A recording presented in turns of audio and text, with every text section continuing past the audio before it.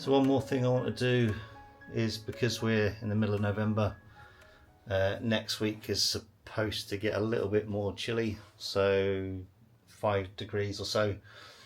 So what I want to do is get the sound deadening sheets fitted. Otherwise, because they're like butyl tape, it means you've got to heat them up to fit them otherwise. So basically we'll just be putting those across any of the large panels just to take out some of the drumming, so you can see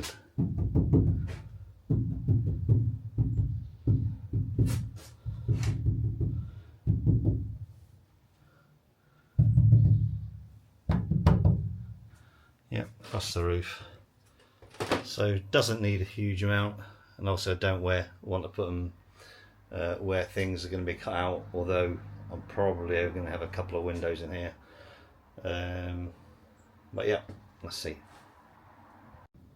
So just about to start the sound deadening.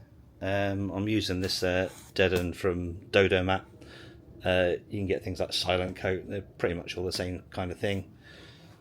So I'm going to go around, I'm going to tap on the panels, and if there's some drumming noise, as if you were tapping on a drum, funny enough, then I'll apply a sheet or part of a sheet.